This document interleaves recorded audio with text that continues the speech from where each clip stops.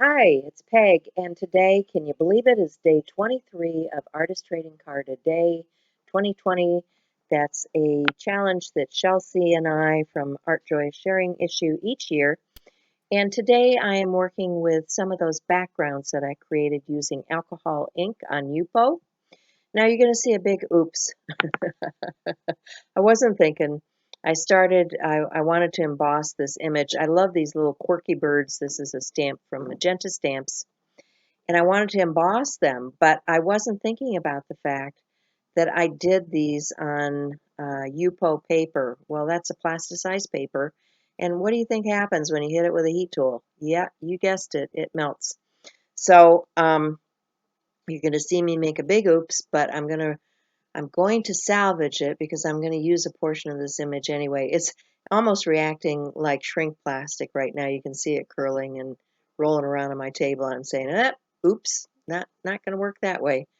So I get a piece of deli tissue and I'm going to emboss it on the deli tissue because, you know, I can heat that. So I'm going to emboss it. I'm just using a brush to clean up the edges, make sure I get a nice crisp image, heat it with my heat tool, and melt the embossing powder. I just keep these embossing powders in some plastic containers. These flip-top things from the dollar store are real convenient, and I can dip in and out of those.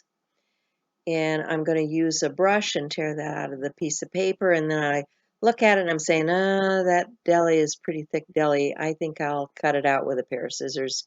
Just trim it out real close so that I want to see the background. And if I cover it up with all that deli, it's really going to mute that background down. And one of the beauties of alcohol ink is just how vibrant it is. So I want to make sure that that vibrancy stays there.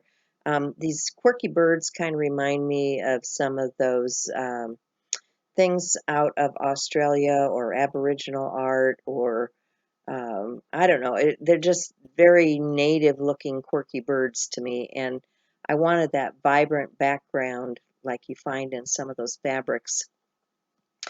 So I'm cutting it out, and I will get some matte medium and glue it down, find some quotes to put on here, and we will finish this card up with, I'm going to salvage a piece of that shrunk plastic to pop up off of these quirky birds just to give it a little more interest. There was more color in the background of that, and so I can use some dimensional tape, pop one of those birds out that will kind of draw your eye into the center of this piece and give it a little more interest. So I hope you're following along and playing at making ATCs this month with Art Joy Sharing. You can check the information box below. The description box always has more information for you if you are on a computer or some kind of device that where you can read the stuff that's in the description box. I know many of you watch on a television and you can't do that yet on TVs. So anyway, I thank you for being here, for watching my video, for following both Chelsea and myself. And we will see you again next time. Remember to be kind, love one another, and I'll talk to you again soon. Bye for now.